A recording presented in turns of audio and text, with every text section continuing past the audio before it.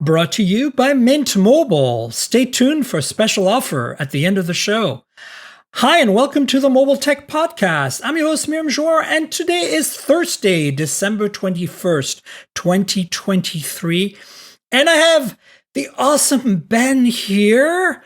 Hi, Ben, how are you? Hello, Miriam. I am doing well. How are you doing? I'm really good. It's very close to Christmas. In fact, I believe that when I publish this, it'll be Christmas Eve day. So for those of you who celebrate that, happy holidays, right? Happy holidays. That's right. So Ben, it's awesome to have you here. And I'm wanting to talk about a few things that I think are going to span across a whole bunch of your areas of expertise.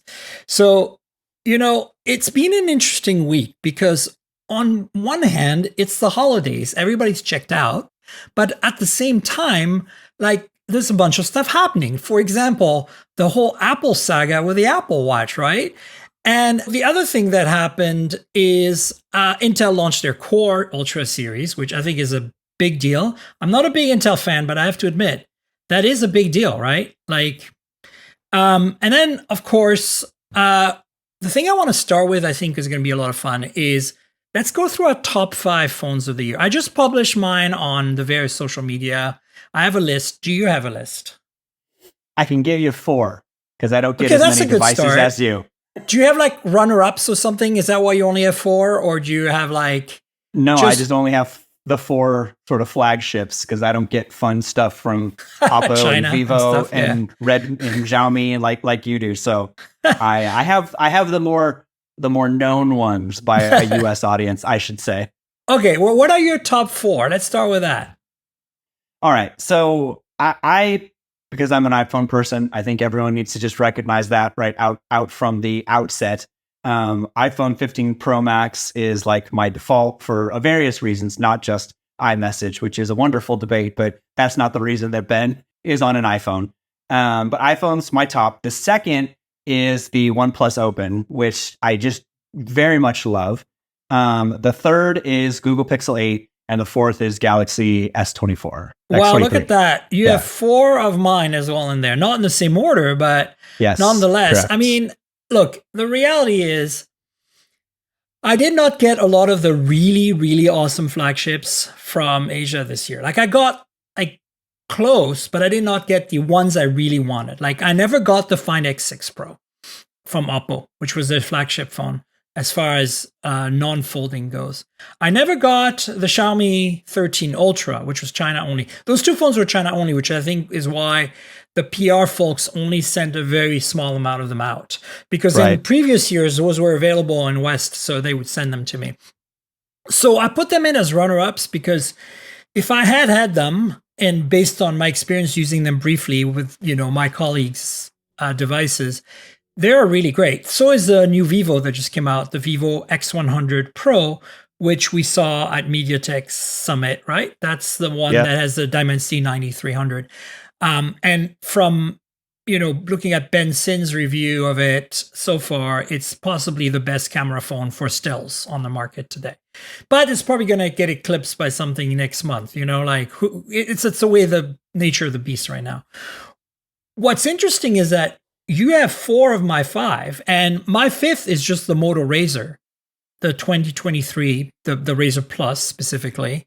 And the reason I picked that is because I feel like flip phones are a thing, more so than book-style folding phones. I think that the average person out there is more likely, if they're not an iPhone user, to buy a flip phone folding phone than a book-style folding phone. Both from a cost perspective and from it's relatable, right? So what's your take on that? Do you think that, first of all, you would have picked that one versus, say, the Z Flip 5 from Samsung? And do you think it's a product that consumers out there like or want? Yeah. So, I mean, there's 2 things. I agree with you 100% that the flipping foldable phones are probably a much more mainstream product than folding out foldable phones. I think you just generally have seen, obviously they're not as expensive, so they've sold better. We know that from carrier data. We know that from bean trackers data of the analyst firms, friends of mine who have to count devices. I don't have to do that, but friends of mine that do that, we know the flipping foldables are selling better. I think the challenge with this, though, to be honest with you, and we do research on this, so we try to get a pulse of consumers' opinions on a range of things. There is still a durability concern about every flipping or folding phone, and I think that's still holding back the market some. You've got normal people who might appreciate that form factor, but are still going with a Galaxy or a Pixel or a non-flipping phone just because they're still very concerned about the durability. And I do think we're 4 years into this now for the most part of mainstream devices. Yeah, I think it's still a concern. I would have expected it to be farther, but I understand it's very, very hard to do cover glass that's actual glass. It's still plastic. There's still issues broadly with that. I think when they can overcome those, you'll start to see that market take off more. But in general, I agree. I think a flipping device is probably more attractive than a folding device, just because I'm not sure anybody wants a pocketable tablet at this point, in their pockets, purses, or wherever you put your device. Hold that thought, though, because I want to come back to that in the context of discussing the OnePlus Open.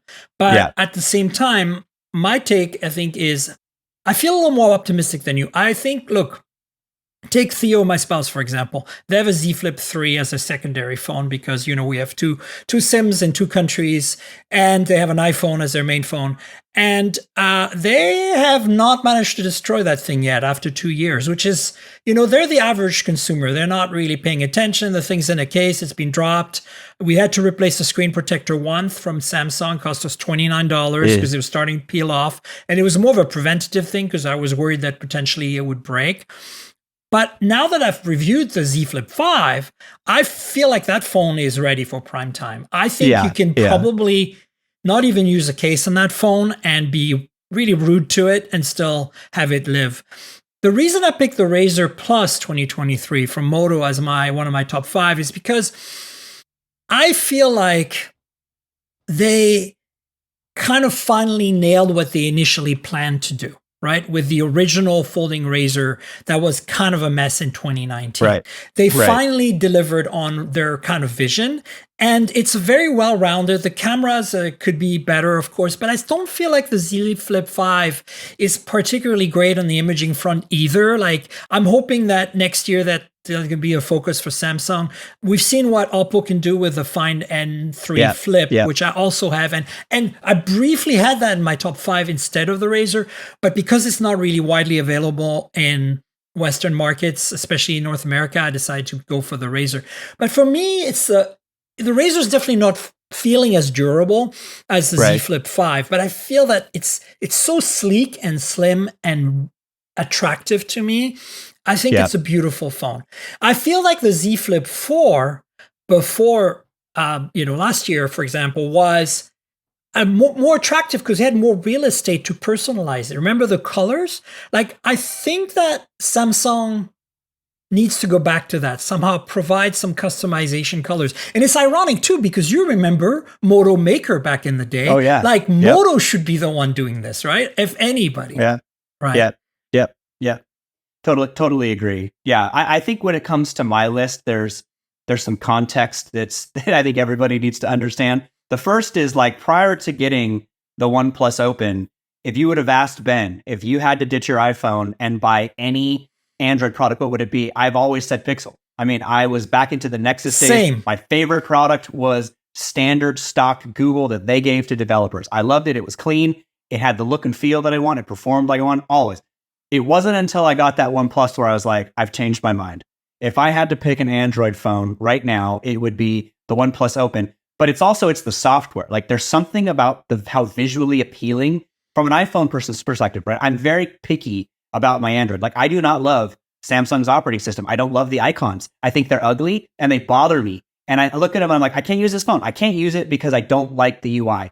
Whereas Pixel is always like, I love it. I love everything about the UI. It's all clean. It's fresh, fantastic. But the OnePlus, it has all of that. Like, it's got iPhone UI design to it. It's buttery. It's smooth. It doesn't, like, Miriam, I'll tell you, it bothers me that every Android phones I use, why do they jitter when I scroll? How long has this been? All of them. Why can't it be smooth? But the OnePlus is smooth. It feels like my iPhone. And that's why, like, when I used it, I was like, man, this to me is like the new bar of Android devices. And it's now like Pixel's a great phone. But to me, if I had to pick, I would pick something from OnePlus. And I really like the Open. I really like the Open. For various reasons, it's a great device. You know how I said hold your thought on the Open earlier? Well, I could copy paste what you just said and it would apply to me. Like, I'm a Pixel Nexus person at heart.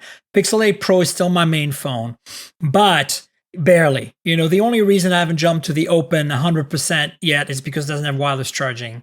And, that's a minor thing. That's a me thing more than anything. Totally. But I love what you just said. I don't like One UI because Samsung, again, it's just convoluted. It's just ugly. I just don't like it. It doesn't feel right. I love the hardware, but I just don't like the user experience. Yes. I love the iPhone user experience, but I don't like the lack of flexibility in the workflow of the OS, which is more like the way I handle. I think it's more of a question of a habit than anything else at this point. But the aesthetics of the iPhone are great. And I think you're right that, Oxygen OS / Color OS / Realme UI, they're pretty much all the same. Although I think OnePlus has a few little gems in there that are a little specific to them. But overall, that has developed into one of my favorite user experiences as well.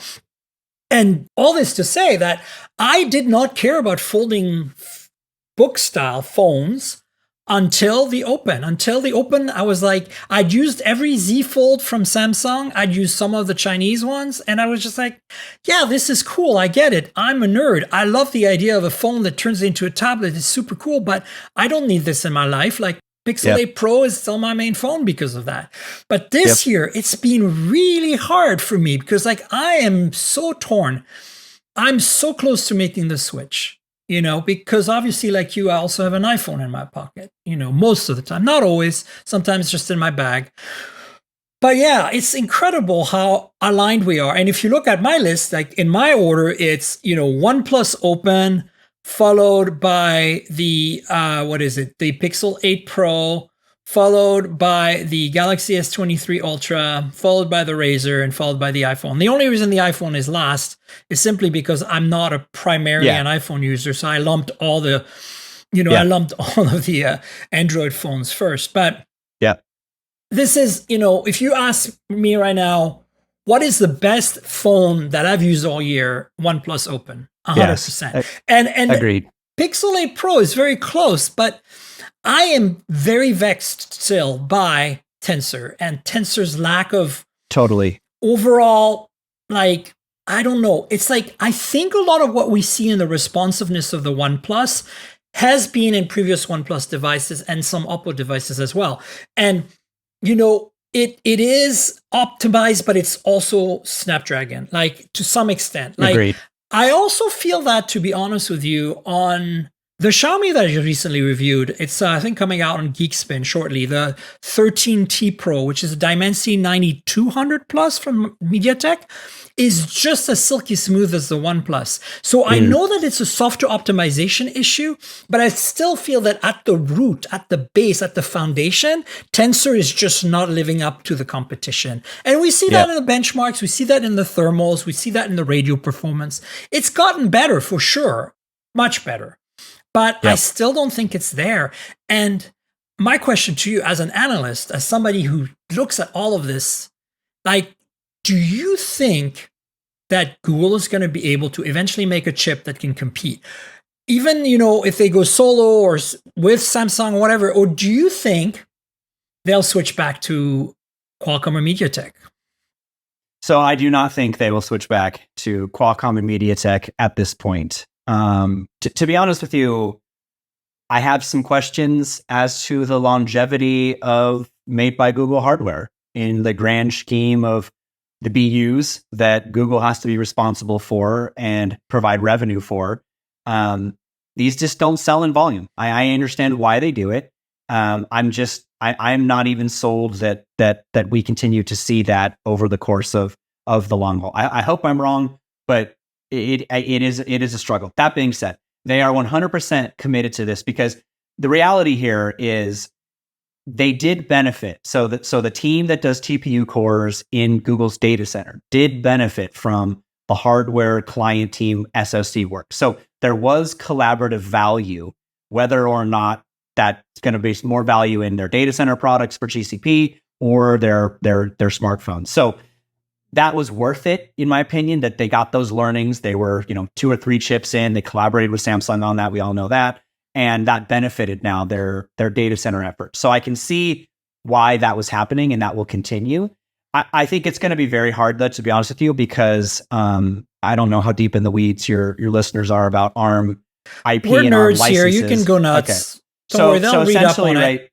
Google is not making a chip that is essentially an architectural innovation, right? They're using standard off the shelf IP, which is what MediaTek does, although MediaTek has a little bit more secret sauce in a couple other areas. Whereas Qualcomm is now moving back to totally custom cores. And we know that that's going to bring them a pretty significant advantage amongst the competition and in light of what Apple does, who is a custom architecture, a custom ARM architecture on iPhone. Google's going to have a really hard time competing with that. I've always believed that. I think that's not going to change despite innovations they think they can do with Samsung. It might get close, but I'm just not sure it's ever going to be fully get there. But I think we have to also back up and say, well, what does how much better look like, right? If I did a camera test with all of these, as I'm sure you did, both self portraits and low light. They're all pretty close. Like, it's really just like a couple of years ago, if we would have done this, I would have told you which phones were the best in low light and portrait. It was hands down a couple of devices and nothing else was close. Now you try it and you're like, I can't tell. My kids can't tell. My wife can't. Like, no one can tell which phone it is. They all look really good. And speaking to that, for me, the OnePlus Open is the first OnePlus that I've used where I'm like, okay, I can live with this camera. It matches my expectations, which are very high. And it's surprising how often I use it. I use it more than my Pixel 8 Pro right now for photos, which is kind of incredible. It's never happened before. Yeah. But to go back to what you were saying, my concern is also like yours, that I don't think, like, they're supporting those phones for 7 years now, right? Google. And I don't think that's realistic, because I don't think the hardware lasts that long. Their hardware is not that good. Like, it's not like Apple or Samsung who make bulletproof hardware. Like, my Pixel 3 XL, which is the Pixel I used the longest, almost 3 years because I was lazy. Didn't like the 4 because it didn't have a fingerprint sensor and my apps didn't work for bioauthentication. I didn't like the 5 because it was small. So I went from the 3 XL to the 6 Pro. 3 years, and it was falling apart. And I'm careful. And so I don't think their hardware can handle that. So my question would be then, because, originally a lot of people said, well, they want Tensor because if they're going to support for 7 years, with Qualcomm or MediaTek, it's going to fall off the cliff, the support, right? But my thought is this: why don't they use Snapdragon or MediaTek and then have a separate NPU chip that is made in-house by Google that does all that cool stuff? I mean, Vivo does it for their image processing. Oppo used to do it with Mary Silicon X. Like, why not do that? And we all get a better experience. And you only fire up the chip when you need it. Yeah. So the issue is, I think that Google has, and you would be entirely right if this was just a camera conversation. Yeah. I think Google has. So first of all, right, when you think about designing processors, it's best to have as much on the SoC as possible. You actually don't want stuff disaggregated from the design. In fact, this is like exactly what you and I were talking about in MediaTek. The sole reason that Apple wants to do this modem stuff is because they want to put it on the SoC. They don't want a separate. It's efficiency modem. In terms of power, in terms of everything. Thermals, in terms of all kinds of things. Yeah.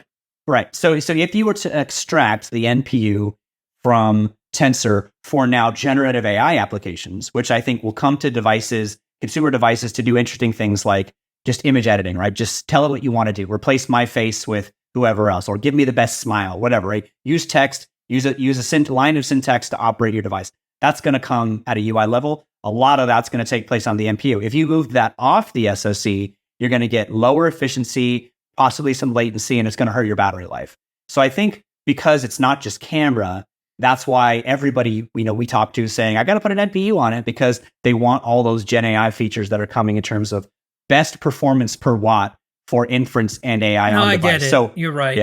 Yeah. I just, I always just feel like my Pixel 8 Pro would be the best phone if it had a Snapdragon 8 Gen 2 in it. That's all. Yeah. I mean, I don't disagree with you, but I also, again, like, you and I used Nexus devices and Pixels when they did run Qualcomm, and I still had stutter issues with them. Like, it wasn't like they were smooth and buttery, and like that didn't go away. So I don't know what that problem is, to be honest with you. I think that's optimizations, because look at what Oppo is doing in OnePlus.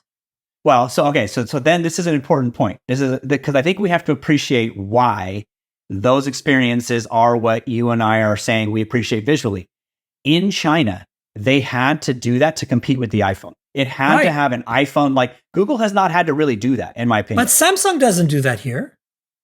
Well, that's that again, but they also don't do that in China. I think my point is the Chinese OEMs, so BBK and everybody, all those subsidiaries plus Xiaomi, had to do that in order for their devices to gain any level of success in China. Now, Samsung is doing okay in China. They're seeing a resurgence thanks to the Qualcomm relationship. Again, their software has got to get fixed, but regardless, Pixel hasn't had to do that. But I think that truly Android in our market has never really faced a true Apple competition the same way. They've already had their audience, right? Generally, if you grew up on Android, if you're a Droid user, you didn't really leave. Like, for the most part, you stayed with Android. Like, that's just the reality of it, right? And so there isn't, like, people talk about churn, and we see these numbers. There is churn, but it's not drastic. Like, we're not talking 40% of the market switching over to iPhones. It's single-digit percentages, maybe on a quarterly basis. That's not a lot of churn. It's churn, but it's not a lot of churn. So that's my point. Is in China, like, they had to have a elegant visual UI that went toe-to-toe with Apple in order to compete. And you and I are now seeing the benefits of that. So we look at it and we're like, I like it. And that's the reason why. It's a good point. Yeah. Let's switch to Apple Watch conversation. I just think it's kind of incredible that we're ending the year and I can say the best phone this year was not only a OnePlus phone, but a folding OnePlus phone. Agreed. It's amazing. I'm very impressed. I hope they continue in this direction. And I'm kind of liking this idea that they're insinuating, at least for now, where Oppo is the brand in the rest of the world and OnePlus is the brand in the West. Yes. Because you know what? That makes way more sense to me than what they were trying to do before, where they were stepping on each other's toes in some markets. Totally. And I think today, from a Western standpoint, like if people are saying, hey, I'm an Android user, what phone should I check out? Again, it would have always been Pixel. And I'm not saying don't check out a Pixel, but I would 100% encourage people to now just check out OnePlus. OnePlus 12 is on the horizon. And, I would look at these phones because I think they're really freaking good. I agree. So Apple Watch, Massimo, what's your take on this? That's it. What's going on here? Like, did you think Apple really thought that the government were just going to override this somehow? Is that what was happening here or what? I think they would have been very unwise to assume that would happen again. I think they figured that this would either get resolved, or to be honest with you, I think they figured they could figure this out in software. And that hasn't happened. But, this is, you and I have been covering this for a long time. Like, this is not something Apple normally caves into. Like, this is kind of like the real first time. This is why I don't understand. Like, wouldn't they have bought them or something? Like, you know what I'm saying? Well, I mean, I think they could have, right, come to a cross-license deal. Maybe they tried, right? We have no idea. Those legal things are always behind the scenes that we don't know. We don't know what they tried. All we know is whatever they were infringed against, this one bit that they lost, is now actually going to result in the lack of sales until either they settle or the government steps in, right, and they can start selling these again. So, and I saw I saw a note. So again, right, everyone probably understands Apple makes a butt ton of money every single quarter, but I saw a note that came out that said this could impact roughly $2 billion of revenue sales, which, again, not a lot. That's probably 2 weeks of iPhone, of maybe a week of iPhone sales, to be honest with you, maybe a day. I don't know. I haven't run those numbers, but it's not an insignificant amount, but it's also not a giant amount. So in the grand scheme of how much that's going to hurt, but this is the first time we've seen Apple actually stop selling something because they actually were in a patent issue with either a competitor or someone else on patent infringement.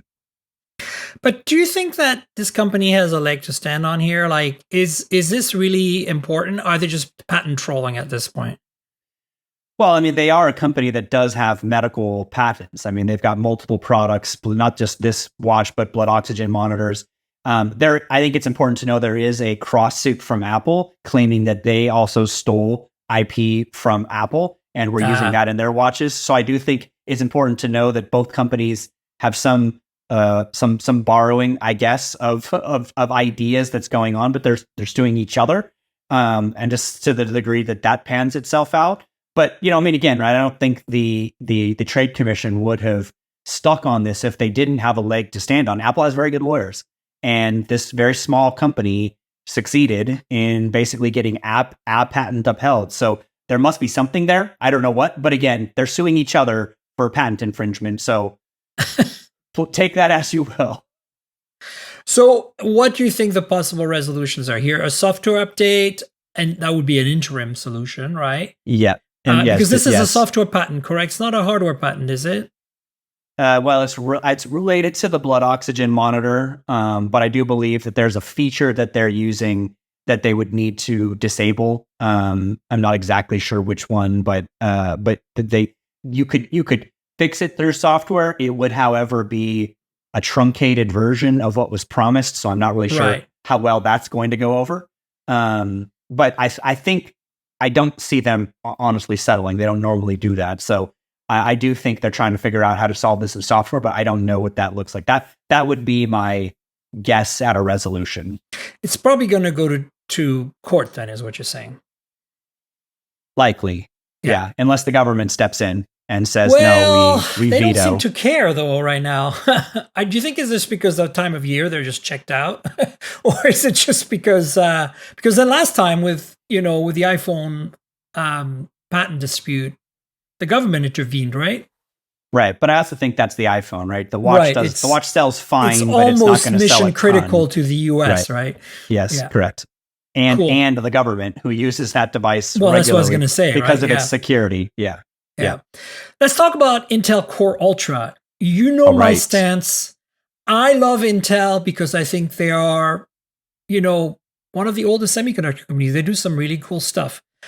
But I am being kind of confused with their strategy ever since they got rid of X-Scale. Because I could see years ago, from the early days of RISC that ARM was the future. Like back in the 80s when the Cyan Organizer came out and I was not covering because I was an journalist. I was reading magazines about the, BBC Archimedes. I was like, this chip architecture is amazing. This is the future. And, I was young. I was a teenager. I didn't know better. But here we are 40 years later, and the reality is, yes, ARM rules the world, and ARM is the way to go. A RISC-V is probably there too. But I don't feel x86 really has much more of a future, and I'm not sure why they're not seeing that. Do you think it's just cultural or what? Because that chip to me looks like an SoC. It does not look like an x86 chip at all. It looks like it's basically there's some tiny bit of x86 in a corner and everything else looks like a giant SoC. And that's great. But why not just go ARM? Let's just call it a day and move on. Like, what is their deal? Well, so there's a lot to unpack there. There's two things. You're entirely correct in the view of when x86 made monolithic chip designs, which was basically what Apple and Qualcomm make right now. They're monolithic designs. It's the same die, same chip, only broken up into different blocks. There was no way that x86 in a monolithic design was going to catch up on performance per watt with ARM. It just wasn't going to happen. What you are seeing now, though, with AMD and Intel, is that now that they're moving to 3D stacked and chiplet architectures, so mixing and matching 7 nanometer with 5 nanometer, maybe a little 3 nanometer sprinkled in there, etc., you're actually seeing better performance per watt. Now, again, it's not quite Apple or what we'll see with Qualcomm with X Elite, but It's gotten closer. And so my point is, if there's hope, the hope is in this new mix and matching of chiplet architectures, because it's promising, but it's also not surpassed it yet and gotten us to a point where we can confidently say, at the leading edge, mixing and matching chiplets in this new architecture gets you to that level of efficiency. But it's a big step forward. If you look at what Meteor Lake is, so Intel Core Ultra, right, codename Meteor Lake, compared to where they were, directionally going with monolithic designs, and AMD would tell you the same thing. If you look back at a couple generations of Ryzen cores where they're now on their second generation 3D stacked chiplet, prior to that, they would have all said we had a lot of trouble getting to some of these performance per watch benchmarks that we're seeing in SoC. They've gotten past that now with these chiplet architectures. So we're still early in that for x86. I think it will continue to get close. The difference being Apple is very, very fortunate that they are the lead customer for TSMC leading edge, and Qualcomm will be very close to there also with a couple of options. And they have access to really good leading edge technologies for their monolithic SoCs. AMD does this also, but they don't ship in nearly the volume that Apple does. And so the hard part is we're not really seeing a true comparison, right? If you took Apple at a 5 nanometer and just used some persistent comparison to an Intel at a 453 die, they're actually going to be pretty close. But Apple has this lead thanks to TSMC, and that's just really hard to compete with. Do you think that, crazy idea. I know Intel's a fab company, but why not? Assuming TSMC had the bandwidth, why not farm this out to TSMC 3 nanometer for some of it? So they are with the next product that's coming down the table. I don't remember what part is public of that they're using for TSMC for Lunar Lake. It's some portion of that. So we will actually see. But again, these are chiplet designs, so only one part of that tile. Right. I get that. Will be a 3 nanometer. So it's not Apple has a whole monolithic right at 3 nanometer and then at 2 nanometer. Nobody else is going to have that. To be honest with you, Qualcomm will be 12 second to 24 in line. months behind. To that with a monolithic. So it's just really tough to compare. But my point is, you're seeing positivity with these 3D stacked architectures on chiplets for SoCs. That give me hope it's moving in the right direction, perhaps faster than if they were just a true monolithic x86 design. But again, Apple's just always going to have the most volume and the preferential treatment at the leading edge. And just in general, that's hard to compete with. And then you put the fact that they're very good designers. Like Apple has some of the best silicon designers on the planet. It just makes it really hard to compete with. Yeah. I'm impressed with what I'm seeing, but like a lot of, pundits out there, like Dave 2D did a video where I think he nailed it. It's like, okay, so you got to parity now, but like you're not really exceeding in any way, right? So exactly. And that's good, because obviously if you're in x86 land, Windows still runs better on x86. We all know that. So I think, probably a good time to buy a Windows laptop with this new chip to hold you over for a few years. But I want to see more. And I'm just not sure, like, I don't know. And where do you think Intel's going long term? Like, are they going to, since they are always going to be a little behind by not accessing this monolithic 3 nanometer, 2 nanometer, whatever the next nanometer is, are they, how can they survive in this environment? Like, Sure. So I think there's two things, right? So I think we have to step back and remember that even though Intel has taken lump after lump after lump for, what do you want to give it, 5-7 years now, they still have 80% share of PCs. So like, okay, so you take that and you say, they were behind. People criticized them. They made bad decisions. They lost the leading edge in that timeline. Yet the best AMD could get was 20%. And now Intel's closing the gap. They're actually executing at every level now in terms of product design and whatnot. So I kind of look at this and I say, if the best they bled was 20%, I'm just not sure now that they're actually getting to parity with some of these things. I don't see how you could argue that they're just going to bleed more share, because they're not actually that far behind anymore. So there's part of that. The other is, I think you have to recognize, and this is the same point I'll make for AMD, is both of those companies will increasingly over the next 4 to 5 years just make way more money in the data center. I mean, they're just going to print money in the data center. Absolutely. I'm not too worried about that for sure, but I'm just more like consumer long term.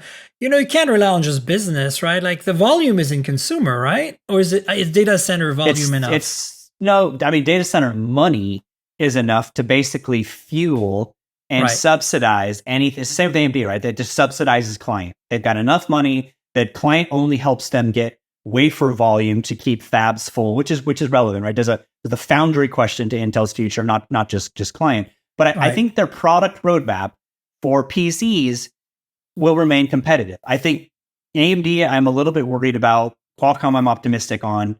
So I think that's going to shake itself out. But I don't really see Intel bleeding that much share, even as Qualcomm starts to ramp with more volume with X Elite and version 2 of that, et cetera, right? So it's good that they're getting back. I think, again, the challenge is just make a notebook that lasts 10 hours. You know, I mean, I don't know if you remember, I know you were in the industry when this happened, but there was a day in 2008 where Intel came out and basically said, our goal is 8 hours in 2008.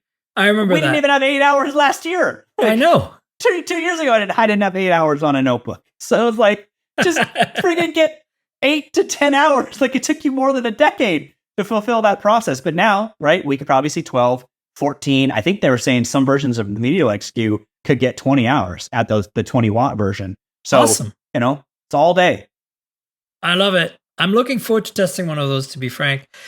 So we got a bunch of news items, a lot of his leaks and rumors, some new phone launches that are not as obscure as you think, because these are actual products that are coming to the US despite being Chinese phones, which is kind of cool.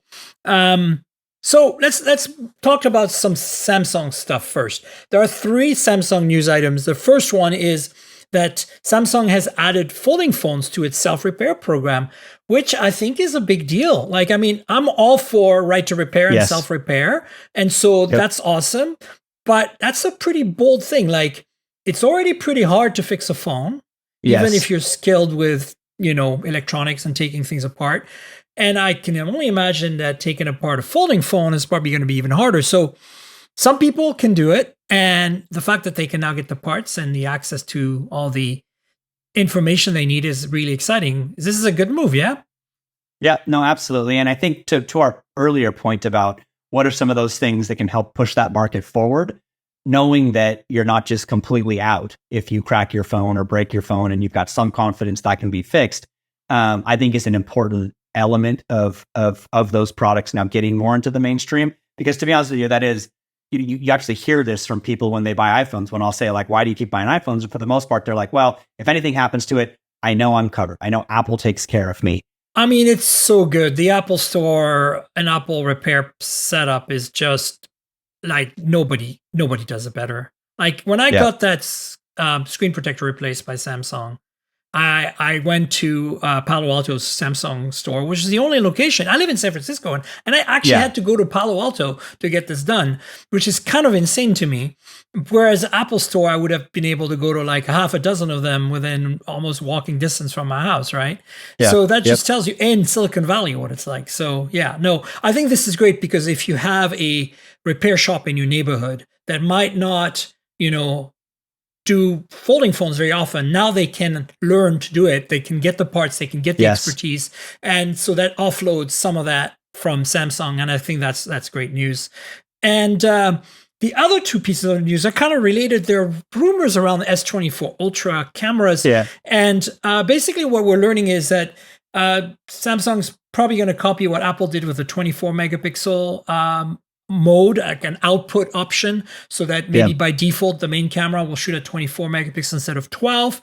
And there's also rumors of a better improved low light mode or night mode with the main camera. Nothing too surprising, honestly. I think that the S24 Ultra right now is going to be very much an evolution on the existing S23 Ultra. But I do think it's interesting that they're going to switch that one lens to a 5x telephoto instead of a 3x. And that's going to be a larger sensor, because even though they're keeping apparently the smaller sensor 10x zoom, sensor fusion is a thing. Having a 50 megapixel at 5x, you can combine some of that data with the 12 or 10 megapixel at 10x. And so I think that, and add the special sauce of Snapdragon 8 Gen 3 ISP in there, we're going to see a noticeable improvement, I think, in imaging, but don't expect it to be too revolutionary. I think this is going to be very much the same as going from the S22 Ultra to the S23 Ultra, right? Yeah. I mean, I will be curious to see what vector any new image sensor puts on quality. But again, right, that comes back to the enthusiasts, right, point of view, right? People who really care about those little details, which it does matter. The normals, like we talked about, they can't always tell the difference of these things. But I think the new sensors, the obviously the higher megapixel resolution plus the better cropping that comes in when you zoom, like these are things people care about. And then again, I always try to remind everybody, right? The hardest thing to do is compare year over year. Samsung's most of their base that upgrades is coming from 2, 3, sometimes 4-year-old devices. So for a lot of them, it's the same with iPhone. You jump 4 years, it's actually a pretty big difference in camera quality and feel. So a year over year innovation is a big innovation to somebody who's had a phone for 4 years. 100%. Somebody upgrading to the S24 Ultra from an S20 Ultra or S21 Ultra is going to notice for sure.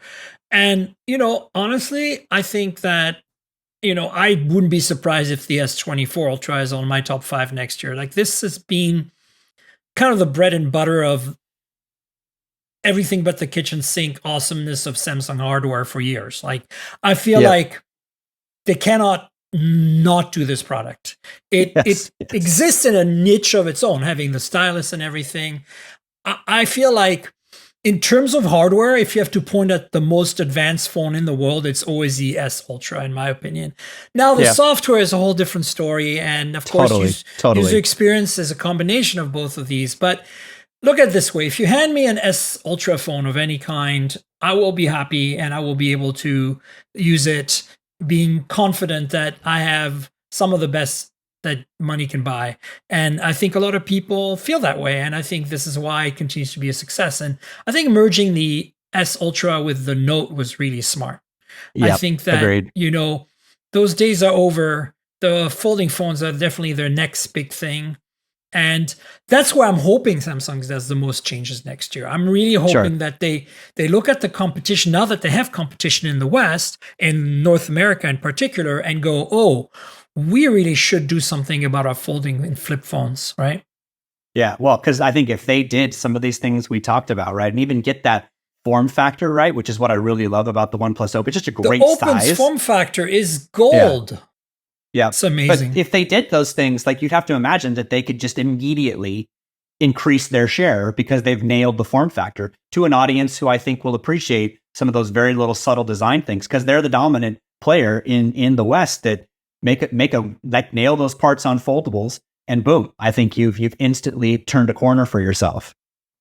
I think it'll be really telling to see what happens in August when they launch these phones. I think we'll know very quickly whether they've got it or not. If they don't come close to what the Open is delivering, both in software and hardware, they are, they're not going to be as successful. I mean, OnePlus/Oppo is not going to sit on their laurels. They're going to do something else. And, hopefully they're not going to screw it up. That's the thing I'm always afraid of with BBK Group is that like half the time they're cruising along doing great. And then somebody does something really stupid decision-wise. And next thing you know is they're like, you remember how they lost all their momentum for a while there? Ugh. Yeah. At least with Samsung, you know that even if they're very incremental, it's still going to be rock solid. Like if, again, somebody gave me an Z Fold 5, I'd be a very happy camper. Like it's not my favorite phone, but sure. Well, and I think the reality is they've still got a very strong brand with a lot of people very loyal to the Samsung brand, which is why, I think if they nailed some of these things, honestly, Miriam, I would be just shocked if they don't get some of this right. Like we're talking with the OnePlus for next fall. If they don't, I think we got to ask some very serious questions about that company if they can't fix some of these things and at least take some of the things that work for the OnePlus Open. But because they have that brand, I think anybody who sees the quality of a fold that's now got the right screen size, really nailed the inside and the outside user experiences and the software, I just think I think their brand loyalists are ready to make more of that jump. They haven't loved what they've seen so far, I guess is what I'm trying to say. I think there's also another element, right? You're looking at market share and you're looking at all that as an analyst for sure. But to me, mind share is a very powerful thing. Yeah. Like us pundits, us journalists, us, YouTube creators, us analysts, we are very influential. Right now, the fact that we've been singing the praises of the OnePlus Open since September and put it on our top 5 lists, I think that Samsung as a corporate entity underestimates the power of that.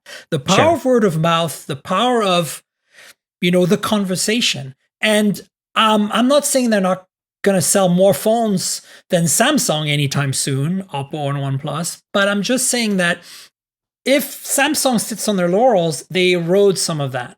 Like I felt like they eroded some of that, excitement for us, and the mind share has decreased somewhat because of it. And you do that enough times. Look at what happened to OnePlus for a while. It was the darling, and then overnight it went from like, So it's not just the smaller companies that are subject to this. It can happen to anyone. And so I really hope, because, Korea is a little slow at reaction, right? So I really hope that they get it. That they can see that and move fast. Yeah, me too. We'll see, right? They have to. See. They have to. I'm not worried about the S24 series. I think it's going to be solid. Totally. Like this is a no-brainer for them. Yeah. Oppo has a couple of things that hit the news cycle. So interestingly, Oppo officially confirmed, at least on social media in China, that the X7 Ultra, so the X7 will be their flagship. It's going to be a series. In the past, there's been a regular and a Pro, sometimes a Pro Plus, and sometimes a Lite. But this year, it looks like we're getting a regular and an Ultra. I don't know why they changed the naming, but it looks like the Ultra will be getting a 1-inch version of the Litia sensor that is in the OnePlus Open, which blows my mind because that is a smaller sensor now. And so we're going to be going to 1.6 micron pixels on a stacked pixel sensor, which means that it's basically going to be able to gather twice as much light in those pixel buckets. Yep. Which, wow. I mean, 1-inch sensors have their issues because it's really hard to make good lenses with those sensors because you get aberrations on the edges and you get the very shallow depth of field, which I personally love. I'd rather have a bit of aberrations and some really shallow depth of field. But I get how people say it's a bit difficult because sometimes you're trying to take a photo of something and you're just off in focus. But like I'm really looking forward to that one. That's got me super stoked right now. How do you feel about this? Yeah, and I think this is, again, you hear everybody talk about this, like especially whenever we get opportunities to talk to smartphone OEMs and we talk about camera. It always feels like every year their goal is to just get closer and closer to DSLR in some capacity, right? And these are the steps that they take to kind of give you some of those experiences so that it really truly feels like I've got a true DSLR in my pocket. I mean, it feels close now, but anybody who carries a DSLR will be like, nah, it's not even close. I'm still taking my camera to take pictures of my cityscapes and birds out in the field. But that's the thing, like every year, that's their goal. Closer, closer, closer. So bigger image sensors, obviously the way that we can do telescoping lenses, all of this stuff is chasing that direction. And we get a little bit closer every year. No, I'm excited about it. I mean, this is a thing that I wish the North American audience would understand. But I know my listeners get it. I know you're, as an analyst, you get it. But it's that, like, there's this Samsung, Apple world out there. And in terms of hardware, Apple doesn't really push the envelope that much with cameras in the same way as Google for a long time didn't. And now they finally woke up and we're getting some good hardware. But I believe ultimately you need both.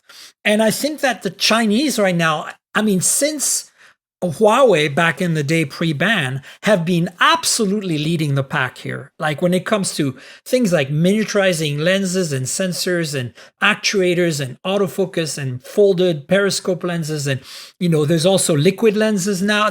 It's just insane to me how this stuff is not coming from Apple or Samsung.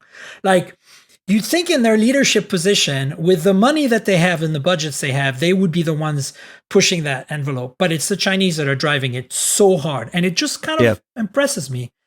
Yeah. Agreed. I think the unfortunate part is that the companies that you just mentioned, the Samsung and Apple, benefit as those companies pave the way, because things like the manufacturing process of those lenses, all things they're not going to fund, right? Because they just want to get color right. They want to get your AI portraits right? They want to get all these little things right. But those little companies pave the way in manufacturing and components, and then Samsung and even OnePlus, right, and Apple will benefit from that because now they've got some scale and they didn't have to invent that wheel. Right. The second item related to this is that if you want to see some pretty confident renders of what the basic model will be, the Find X7, check out the link in the show notes. There is a render. It looks very much like the OnePlus 12, to be honest with you, with the camera pod being a little bit more centered than to the left. But this is very interesting because I also have here, this is for the Patreons, I'm going to pull it out. It's in a case, so don't draw conclusions here, but I have the Realme GT5 Pro here, and it's almost the same camera system as the OnePlus Open. And, we've seen the OnePlus 12 specs from China, which is almost the same sensor as, array as on the OnePlus 12. So this Realme that I have right now with Snapdragon 8 Gen 3 is a slightly detuned version of the OnePlus 12. The only difference, honestly, is a slightly smaller screen, but it's still 4,500 nits, which is insane. And it's got 8 Gen 3, and it's got the same camera setup as the Open, minus the ultra wide, which is only an 8 megapixel. But we're basically looking at a proto OnePlus 12. And as you know, Realme is another brand under the BBK Group umbrella, which I don't understand why it's not under Oppo right now, because they use the same OS and the same parts bin. Much more like, Vivo has its own little universe going, but like Realme, Oppo, OnePlus might as well be one thing. And so Realme is still separate. It's just weird. But this is interesting because right now I'm playing with a phone that will never get in the West, but it's giving me a very good preview of what to expect from the OnePlus 12. So check out my YouTube and stuff for some more things about that. Two phones I'm excited about because they're coming to the US, because they always come to the US, but they're such a niche player. They're basically sold on the company's website, maybe if you're lucky, Amazon at some point, is the Nubia brand, which is a ZTE derivative. Nubia is also the company who makes the Red Magic phones, which are pretty popular gaming phones. So the Red Magic 9 Pro came out in China a couple of weeks back, and now it's announced as a global phone. So it's coming to the US with 5G support, and it's always one of our favorite phones because in terms of performance and thermals, it just blows everything away with the fan and everything else. And so, I'm excited to review this at some point. I've reviewed pretty much all of them for hot hardware. Starts at $649 US for a Snapdragon 8 Gen 3 gaming phone. Hooray. But like every year, these phones are not particularly great when it comes to software experience and camera. But if you can live with that and all you want to do is game and game to the max, like, go for it, right? Yep. Well, I mean, I think, again, I've followed that brand sort of briefly, and I saw some of the pictures of this either last week or whatnot when folks on our team sent them to me. It really is. They have no brand cachet, but I think if people like the experiences you talked about, it's a nice design. I mean, it's very blocky. Love that very rectangular design they've been going for since the Red Magic 8 last year. And it's interesting because Nubia Z60 Ultra is kind of like the non-gamer version of that, with more emphasis on imaging, like more of a flagship. And it's coming to the US, and it's pretty much the same display and chassis, but a slightly different camera system. Much better one, in fact. What stands out to me here is also, again, the pricing, which I think is going to be very impressive. $599 for a Snapdragon 8 Gen 3. And this is my little love affair with the Nubia series. Every time they do their high-end, like their Ultra or Pro Z series, the last 4 years now, 3 years, we've been getting a 35 millimeter main camera, not a 24. So they're actually putting a narrower lens on the main sensor, and then they put a very large, like 64 or 50 megapixel ultra wide sensor that starts at 13 millimeters or something, so that it covers up to the 1X, which is now 35 millimeter, and it gives you that basically, broader range because of the larger number of pixels that it can crop on. So it's a very interesting approach. I really kind of want more phones in the future to have a 35 millimeter, essentially an 1.4x main lens. Your thoughts on that? Yeah, I don't know how common it will be, but I do think it will be interesting to see what that yields in both the camera quality at different focal lengths. But I'm not sure that's a mainstream direction. But I mean, we're seeing Apple and Samsung and even OnePlus now giving us that option to set the 1X to be 24 or 28 or 35, right? So imagine you do the reverse of that. Maybe the ultra wide handles those, and then the main is actually the 35. That's kind of what they're doing here, right? Yeah. So, interesting. Another thing that I think we're going to see more about at NWC is the Nothing Phone 2A. They're kind of mid-range phone, cost, probably lower than the Phone 1 was in terms of spec, but higher than, a budget phone, basically. So we saw a leak there, nothing really exciting. I just love Nothing, and I'm really looking forward to seeing what they do. MediaTek Dimensity 7200 supposedly on this, which is very mid-range, right? Mid-range, totally mid-range, yeah. But good to have price range options, especially when you're a brand still trying to break into an area, trying to compete more in Europe than the US, where I think this is more for India than anything else. I mean, we'll see it in the rest of the world, but huge I feel cost. Like they're really trying to, and also it looks like it's got a completely new design with a different glyph design in the back. So I'm actually looking forward to them finally changing things around a little bit, which is fun. I like Nothing. I think it's interesting what they're doing, and I hope that they're going to deliver another great phone. The Nothing Phone 2 to me was definitely up there in my top 10, not top 5, but so yeah, good stuff. Last couple of items are interesting insofar that we've occasionally been following the saga on the podcast here of the North American charging standard, basically the Tesla connector becoming the standard in North America, and how it's going to make EV long distance travel and road tripping better. So a couple of interesting news came out from this. Actually, there's a third one that I can add to that. The SAE, the Society of Automotive Engineers, did finally ratify this as a standard. So NACS is now known as standard J3400. J1772 is level 2 basic charging using the good old charging connector that every car supports with an adapter for Tesla. But my point is, we now have a standard, which is exciting to me because it means hopefully Tesla can't mess with it. Look, I think I've always been a proponent of this. As soon as Ford announced that they're doing this partnership with Tesla, and then GM jumped in and everybody else pretty much jumped in, I thought this is the way to go because I drive a Tesla. I know how great the supercharger network is. I can't imagine, even though I've driven almost every other EV, I can't imagine doing a road trip in them because, the other charging networks are just not reliable enough and plentiful enough to make it a no-brainer experience. You can plan and make it work, but even then you might run into some snafus. So, it's crazy to me that the, car makers, the legacy manufacturers, didn't understand from the get-go that they needed to develop the network to go along with the car, but they didn't. They treated it like gas stations, and here we are, right? So now we have a great network, and it's very popular in this region, so why not adopt it? And that's basically what this switch to NACS has been about. I've actually got a story on TechWriter coming out about that.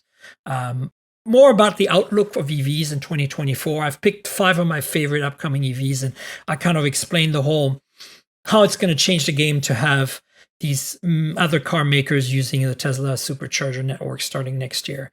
And so along with that, Volkswagen, the Volkswagen Group, which includes Porsche, Audi, and a few others, is finally agreed to using NACS as well and to partner with Tesla. Although they're so late now that it's probably not going to happen for customers till 2025.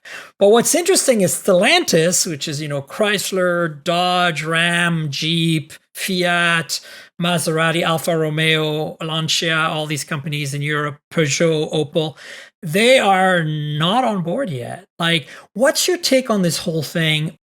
Do you think it's going to make a difference that it's now a standard and that Volkswagen is finally joined? Because Volkswagen is Electrify America, right? Yeah. I think, to be honest with you, if this country, the United States, wants to see EVs get adopted, I just don't see how we do it any other way but adopting this standard. Now my concern, which goes back to, again, conversation we were having at MediaTek, is, okay, well, what happens then when the grid is great? I don't know how it gets invested in, if Elon's going to do that or a consortium is to get more of these. But once all those cars have access to it, are we going to wait an hour and a half when we're road tripping to get? I don't think it's going to be an issue because Tesla is rolling out so many superchargers. I think Tesla is turning into an energy company. Like, honestly, I don't even care if they stop making cars in 5 years at this point. Like, to me, it's like, this is one thing that they've nailed. And they're continuously, like, every time I travel down the I-5 West Coast here from Canada to the Bay Area, I'm seeing more of them. Like, it's like every 2 months or so I see more. It's I think that they're going to grow faster than, because remember, there's not that many legacy EVs out there. Like, there's not that many non-Teslas yet. Now, you're going to say that's going to ramp up, but I don't think it's going to ramp up fast enough to overtake what Tesla is doing with supercharging at this point. Hopefully not. And if it does, like, half of those stations are empty. I go to a supercharger to 48 stalls and there's 3 people on them in the middle of the week on a road trip. Now, on holidays, it's going to be a problem, but I think that's going to be a problem no matter what, right?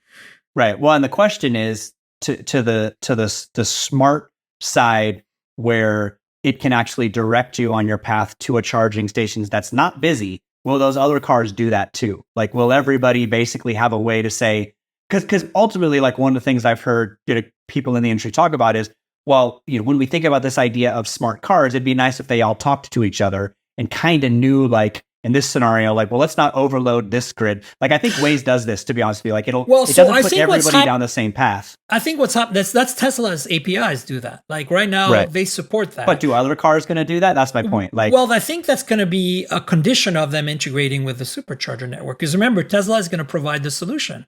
Like, Ford, you're going to pay on your Ford account, and when you plug in, it's going to talk to the Tesla APIs. And so when you navigate with your Ford, it's going to talk to the Tesla APIs to see if those supercharger networks are available or not. I mean, Ford already does that with their Electrify America integration. So now it doesn't work very well because Electrify America's APIs are crap, and mostly their real-time data is not accurate.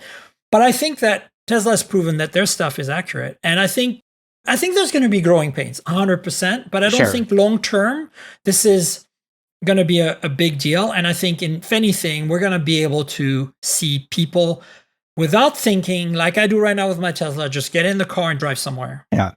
Which is I mean, awesome. I think the point in where I think this will be very interesting to see is 20% of cars on road in this country, for example. I know that, like, Norway and others, it's like 80%, but in this country, in the United States, once we get to that, I think if we've got stuff worked out, it'll grow really quickly from that point on, with just where automobiles are going. But we're not there yet. It's still very small. But that's that. We have a little bit of growing pains in between that and call that 20% of cars on road. But that's where, if it's not set by then, I think we have a different problem. 100%. We'll see how it goes, but I'm very positive. I think Tesla cannot mess this up. They know it, and they're going to impose a lot of very big conditions on these legacy car makers, and even the non-legacies like Rivian and Lucid, who are now on board as well. The other thing is that the White House has actually, now that it's SAE approved, put their weight behind NACS, and they're saying, we consider this to be a standard that should be adopted for the federal infrastructure that we're developing. And I think that's a pretty damn great blessing to have. So I think it's going to be an exciting year for EVs and in 24. And I think that I'm actually very excited about, because, maybe someday I can not have a Tesla and be a happy camper. We'll see how it goes. Ben, do you want to tell folks where they can find you on the internet, all your various social media handle, and where they can find you at Creative Strategies and all that? Sure. Yeah. So I'm just at Ben Bajarin on Twitter. I don't call it X, so I'd still call it Twitter. Same. Probably never will. My company, Creative Strategies, you can actually go there, sign up for our newsletter if you want to see the regularity of our research posts, where we share research as well as just things that we write at creativestrategies.com, is where most of my written material is. And And then we have some video on that. And then also, if you like semiconductors, I have a semiconductor podcast called The Circuit, which you can find on any podcast platform. We're hosted with my friend Jake Goldberg, who was a longtime semiconductor industry veteran as well. So if you like semis, that's the semiconductor podcast. Other way to find me is there, The Circuit. Awesome. And folks, check out Ben on social. Lots of great commentary and insight. I love talking with you every time we run into each other because not only do we just nerd out like naturally we would, but like I think we're very aligned on a lot of things, which, is really cool because like we don't cover the same things all the time. Like I don't cover semiconductors much, and you don't just do phones, and you certainly don't do cars as much as I do. So it's always refreshing. Folks, you know where to find me on the internet. I'm at Tankgirl. That's TNKGRL, like the comic book character. Just drop all the vowels. That's my handle on Twitter and on Threads and on Insta and on Blue Sky. So if you want to chat with me and Ben, find us on any of these networks. Well, Threads is probably my favorite right now, honestly, I'll be frank. So go there. And then my Insta is where you're going to find pretty pictures of phones and cars and travel and food and all the things I love. I still use it very much like a photo platform. Every now and then you'll see a reel. But check out the Instagram. Check out the podcast at mobiletechpodcast.com. If you're new here, please subscribe. Tell your friends to subscribe. We're on all the major platforms: Google Podcasts, Apple Podcasts, Pocket Casts, Spotify, everywhere good podcasts can be found. Don't forget to rate or review the show. If your app lets you do that. And then YouTube is also another vehicle for content. There's some occasional unboxings and hands-on videos. So that's youtube.com/mobiletechpodcast. You know how that works. Like, subscribe, tell your friends, click the bell, comment. You can comment about the podcast. I'm happy to chat with you there too. Finally, if you want to support the podcast, there's a Patreon, patreon.com/TNKGRL. That's patreon.com/Tankgirl. You get access to an exclusive early video version of this podcast if you want. It comes out about a day or two in advance, and you get to see us talk in person and sometimes hold some phones. So check it out if you can support. It's pretty affordable. I'd appreciate it. There's other perks there as well if you can't afford the video version. Check it out, patreon.com/TNKGRL. And finally, I want to thank our sponsor this week, Mint Mobile. So as you know, I'm constantly reviewing multiple phones, and while that's fun, it also means I'm constantly spending a lot of money for wireless service on multiple SIMs. That's where Mint Mobile comes in, and that's who I'm partnering with for today's podcast. If you also want to save money on your wireless service, switch to Mint Mobile. As tech-savvy early adopters, you've probably heard of Mint Mobile before, but let me quickly tell you how awesome their service is. Mint Mobile offers premium wireless for as low as $15 a month, and you don't have to sacrifice any coverage, speed, or data. They're built on the nation's largest 5G network. They keep costs low because they sell direct to you online. They cut out the retail stores and salespeople. Why should you pay more than you have to for access to the same network? In my experience testing phones, Mint Mobile delivers the same data speeds and call quality as the big three for a fraction of the cost. Switching to Mint is super easy. Thanks to their eSIMs, you can sign up and activate immediately right on your phone from the comfort of your home. No more standing around and waiting in line at a big wireless store. You can keep your current device and phone number and easily switch services. And if your phone isn't eSIM compatible, Mint will ship you a new SIM free of charge. All Mint Mobile plans include unlimited nationwide talk and text, lightning fast 5G, and free mobile hotspot. Mint will show you how much data you use each month and recommend plans that save you money. Mint also offers a modern family plan that lets you set up a super affordable family plan with as little as 2 lines. Use my link mintmobile.com/mobiletech to get premium wireless starting for $15 a month. That's mintmobile.com/mobiletech. Stop paying more than you need on your wireless bill and start saving big with Mint Mobile. And Ben, I want to thank you for being my guest this week. Thanks so much for coming on the show. It was my pleasure. I always wondered when you were going to have me on, so I appreciate the time. You have everybody else we know, so I was like, someday she's going to ask me. I'll say yes. So I'm happy to have you on again at some point soon. We'll definitely make that happen. And folks, we'll have another show next week, so stay tuned for that. Until then, cheers, everybody. Cheers.